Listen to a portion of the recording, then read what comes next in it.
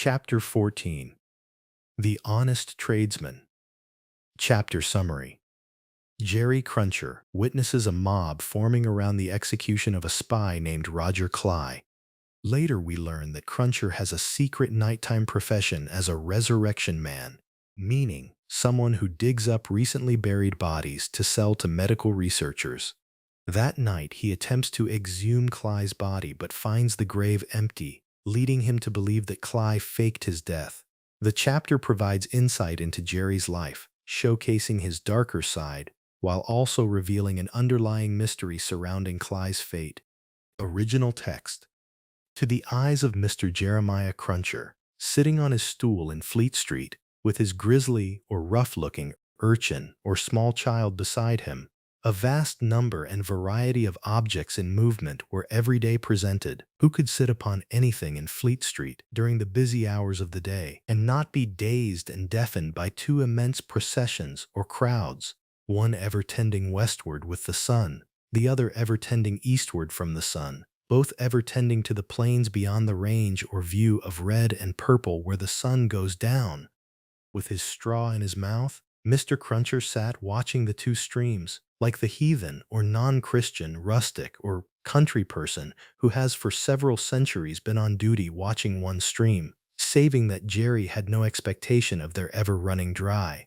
Nor would it have been an expectation of a hopeful kind, since a small part of his income was derived from the pilotage or guidance of timid women, mostly of a full habit and past the middle term of life, meaning mostly older women, from Tellson's side of the tides to the opposite shore. Brief as such companionship was in every separate instance, Mr. Cruncher never failed to become so interested in the lady as to express a strong desire to have the honor of drinking her very good health, and it was from the gifts bestowed or given upon him towards the execution of this benevolent or kind purpose that he recruited his finances, as just now observed.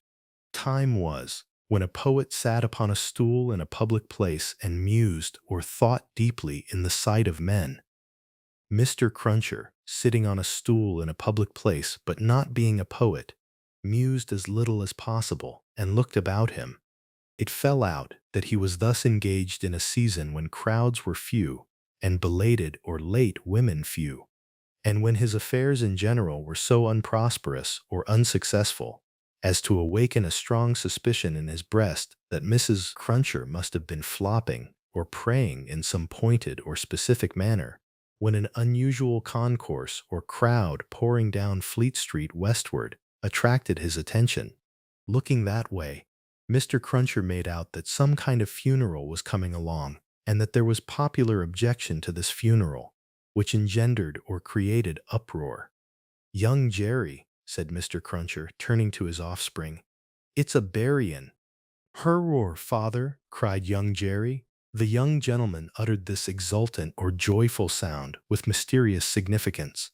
The elder gentleman took the cry so ill that he watched his opportunity and smote or hit the young gentleman on the ear. "What d'ye mean? What are you hurroaring at? What do you want to convey to your own father, you young rip or rascal?" "This boy is a-getting too many for me," said Mr. Cruncher, surveying him and his hurroars. "Don't let me hear no more of you, or you shall feel some more of me, d'ye hear?"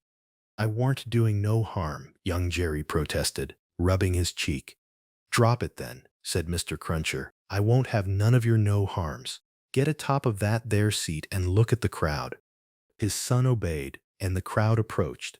They were bawling or shouting and hissing round a dingy or dirty hearse and dingy mourning coach, in which mourning coach there was only one mourner, dressed in the dingy trappings that were considered essential to the dignity or respect of the position. The position appeared by no means to please him, however, with an increasing rabble or mob surrounding the coach, deriding him, making grimaces or faces at him, and incessantly groaning and calling out, "Yah, spies! Yaha, spies!" with many compliments too numerous and forcible to repeat, and Dickens is being sarcastic here with his use of the term compliments. Funerals had at all times a remarkable attraction for Mr. Cruncher. He always pricked up his senses and became excited when a funeral passed Tellson's, Naturally, therefore, a funeral with this uncommon attendance excited him greatly, and he asked of the first man who ran against him, "What is it, brother? What's it about?" "I don't know," said the man. "Spies. Yaha, tst, spies." He asked another man, "Who is it?" "I don't know," returned the man, clapping his hands to his mouth nevertheless, and vociferating or shouting in a surprising heat and with the greatest ardor or passion, "Spies! Yaha! Tst, tst, spies!" At length, a person better informed on the merits of the case tumbled against him, and from this person he learned that the funeral was the funeral of one Roger Cly. "Was he a spy?" asked Mr. Cruncher. "Old Bailey spy," returned his informant. "Yaha! Tst, yaha! Old Bailey spies!" "Why, to be sure!" exclaimed Jerry, recalling the trial at which he had assisted. "I've seen him. Dead, is he?" "Dead as mutton or meat," returned the other, "and can't be too dead. Have him out there. Spies! Pull him out there. Spies!"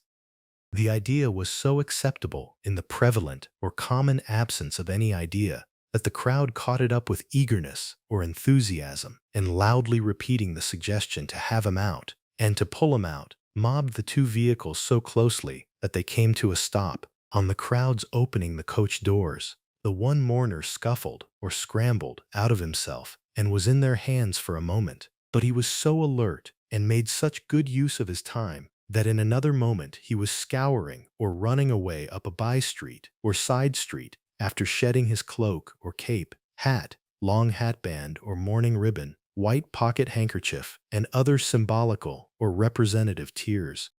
These the people tore to pieces and scattered far and wide with great enjoyment, while the tradesmen hurriedly shut up their shops, for a crowd in those times stopped at nothing and was a monster much dreaded. They had already got the length of opening the hearse to take the coffin out, when some brighter genius proposed instead its being escorted to its destination amidst or among general rejoicing. Practical suggestions being much needed, this suggestion too was received with acclamation or enthusiastic approval, and the coach was immediately filled with 8 inside and a dozen out, while as many people got on the roof of the hearse as could by any exercise of ingenuity or cleverness stick upon it.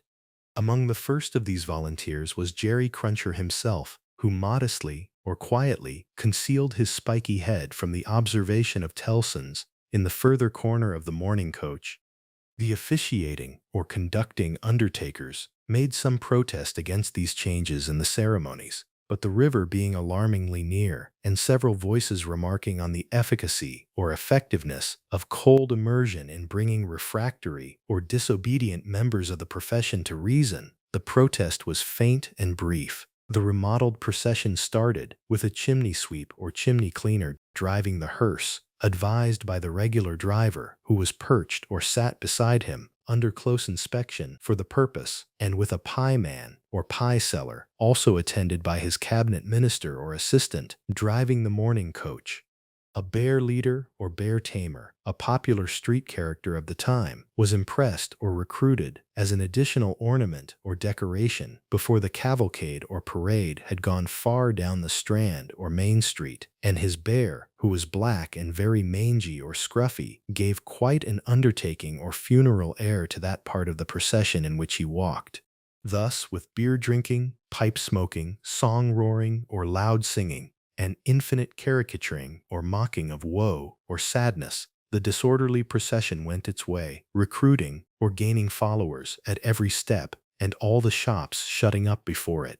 Its destination was the old church of St. Pancras, far off in the fields. It got there in course of time, insisted on pouring into the burial ground, finally accomplished the interment or burial of the deceased Roger Cly in its own way, and highly to its own satisfaction, the dead man disposed of, and the crowd being under the necessity of providing some other entertainment for itself, another brighter genius, or perhaps the same, conceived the humor of impeaching or accusing casual passers-by as Old Bailey spies, and wreaking or taking out vengeance on them.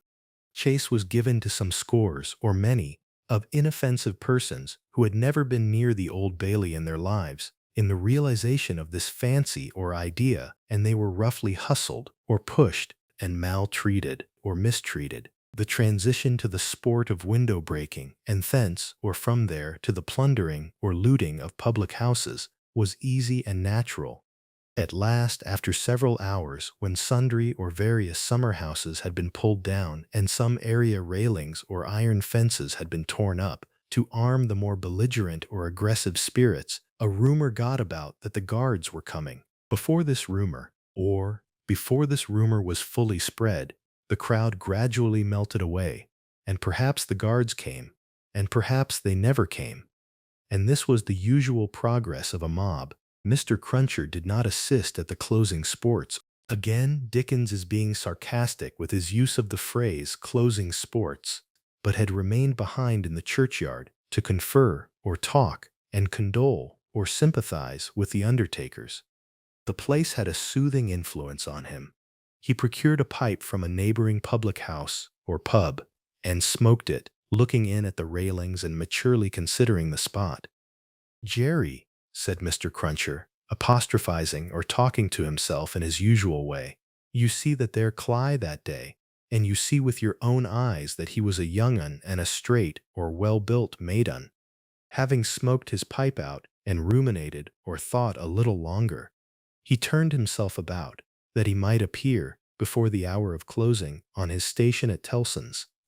Whether his meditations on mortality or thoughts of death had touched his liver, or whether his general health had been previously at all amiss or bad, or whether he desired to show a little attention to an eminent or important man, is not so much to the purpose as that he made a short call upon his medical adviser, a distinguished surgeon, on his way back. Young Jerry relieved his father with dutiful or obedient interest and reported no job in his absence. The bank closed, the ancient clerks came out, the usual watch or guards was set, and Mr. Cruncher and his son went home to tea. "Now, I tell you where it is," said Mr. Cruncher to his wife on entering. "If, as an honest tradesman, my ventures go wrong tonight, I shall make sure that you've been praying against me, and I shall work you for it just the same as if I saw you do it." The dejected or sad Mrs. Cruncher shook her head. "Why, you're at it before my face," said Mr. Cruncher, with signs of angry apprehension or worry. "I am saying nothing." "Well then, don't meditate or think about nothing. You might as well flop or pray as meditate. You may as well go against me one way as another. Drop it altogether." "Yes, Jerry."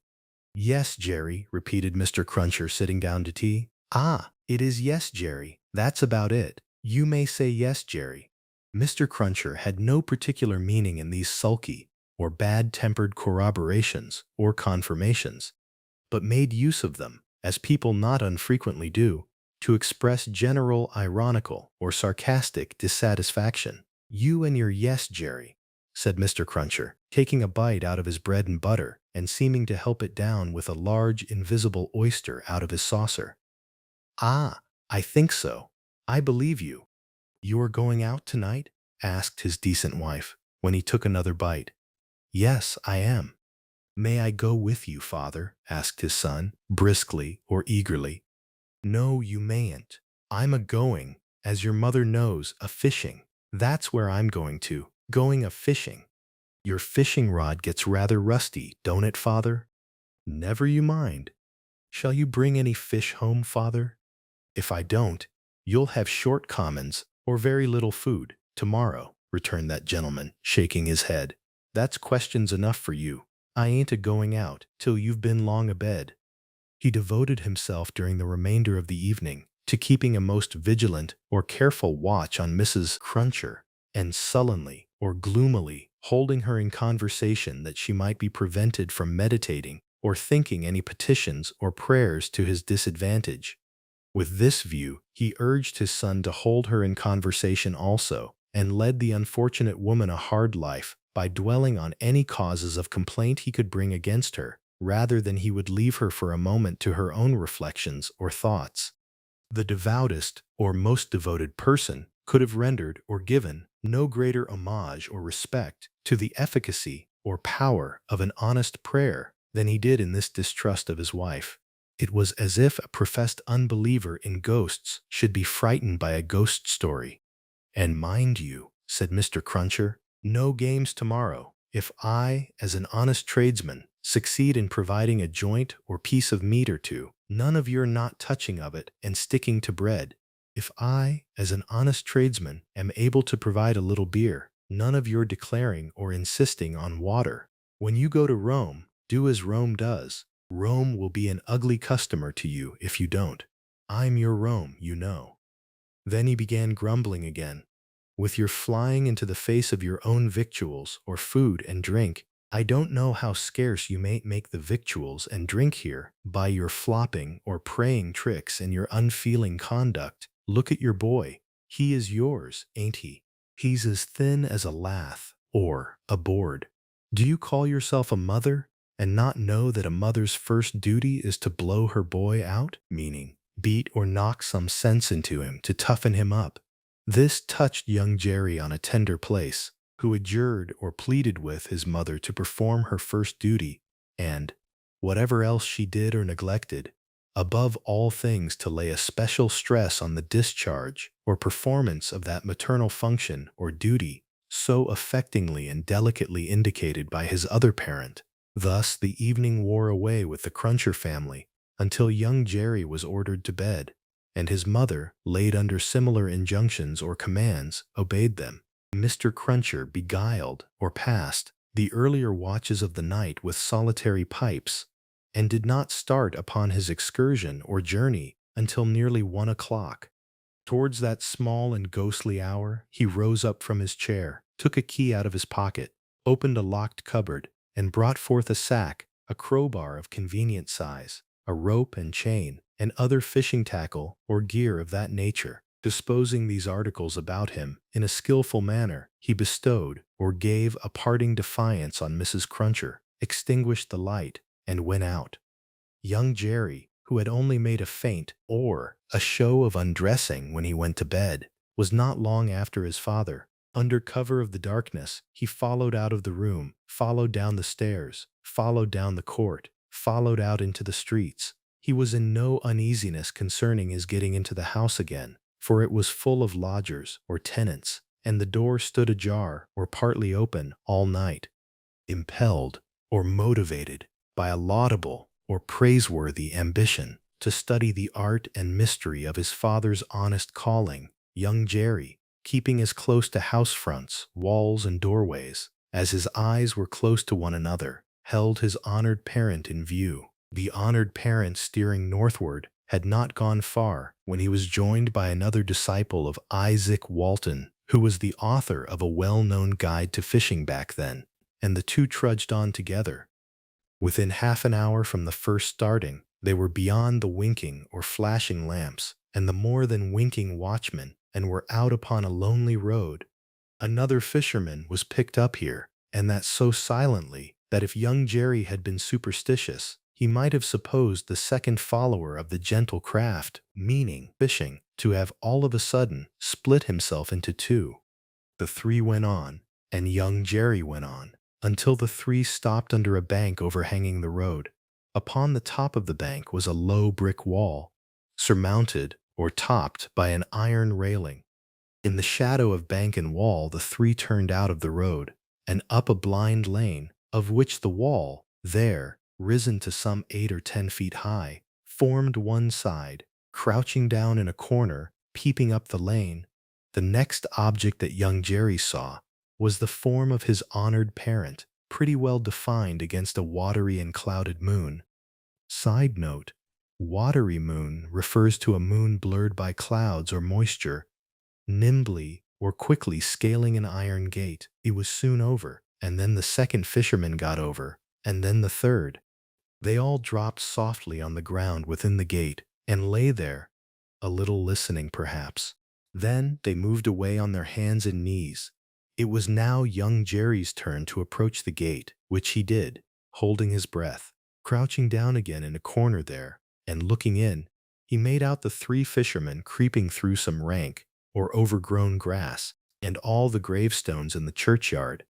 It was a large churchyard that they were in, looking on like ghosts in white, while the church tower itself looked on like the ghost of a monstrous giant. They did not creep far before they stopped and stood upright, and then they began to fish. They fished with a spade at first. Presently, the honored parent appeared to be adjusting some instrument like a great corkscrew.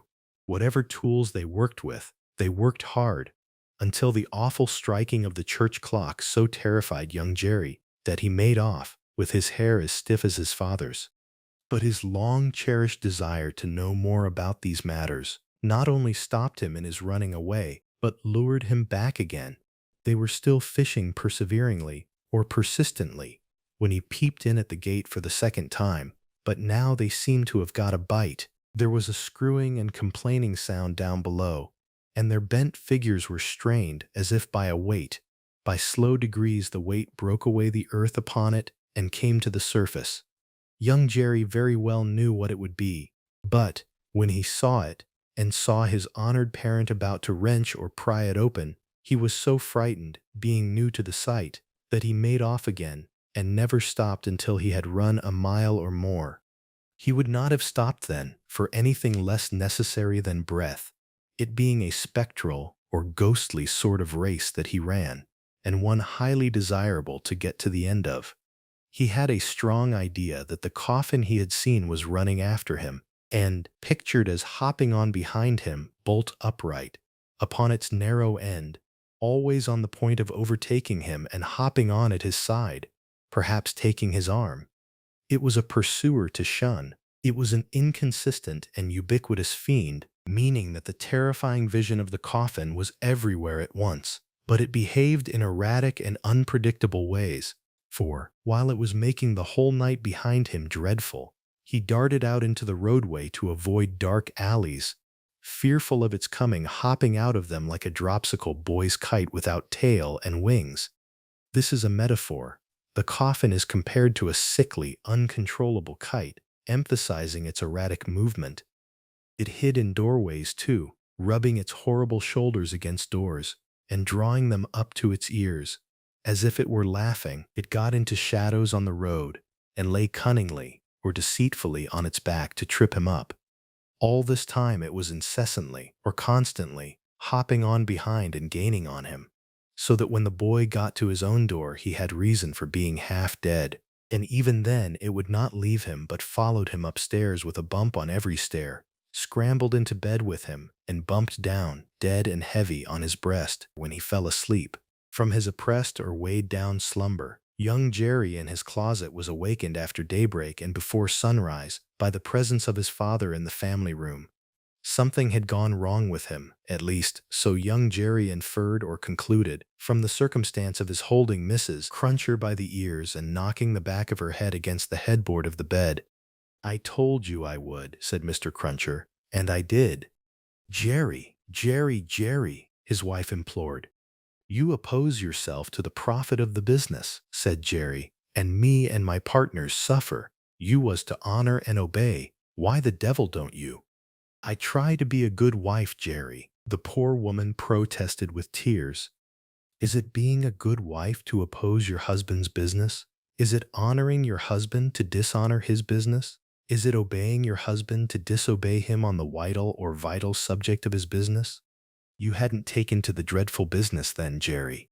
"It's enough for you," retorted Mr. Cruncher, "to be the wife of an honest tradesman, and not to occupy your female mind with calculations when he took to his trade or when he didn't. A honoring and obeying wife would let his trade alone altogether. Call yourself a religious woman?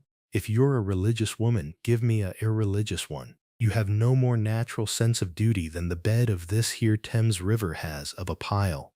Note, he is comparing Mrs. Cruncher's lack of obedience to the way a river lacks understanding of its boundaries. "And similarly it must be knocked into you."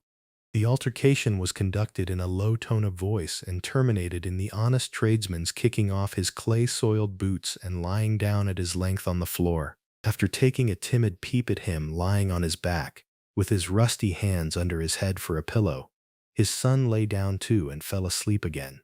There was no fish for breakfast, and not much of anything else. Mr. Cruncher was out of spirits or mood, and out of temper or patience, and kept an iron pot lid by him as a projectile or object to throw for the correction of Mrs. Cruncher, in case he should observe any symptoms of her saying grace, which Jerry thought of as a challenge to his authority.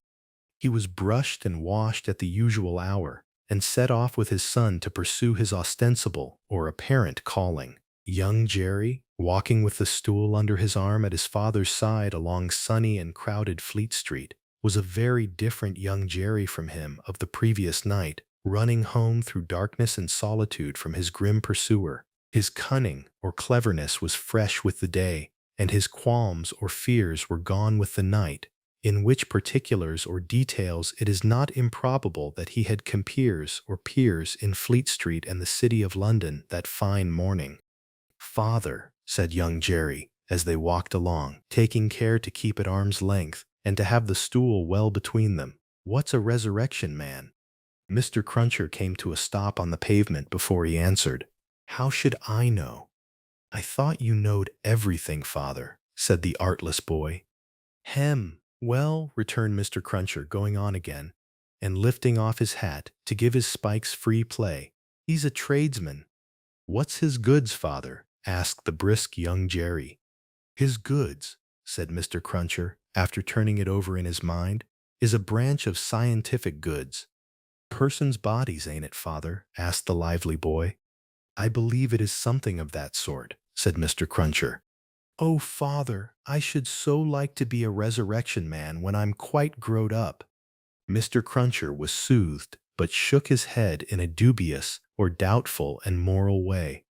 "It depends upon how you develop your talents. Be careful to develop your talents, and never to say no more than you can help to nobody, and there's no telling at the present time what you may not come to be fit for."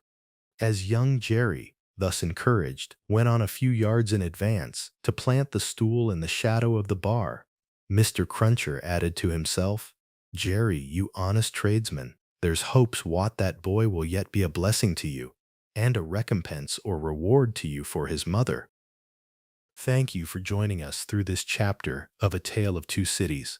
If you're enjoying the story, the vocabulary lessons, and the background information that makes this classic novel more coherent, please hit that subscribe button and turn on notifications. Let's keep learning together.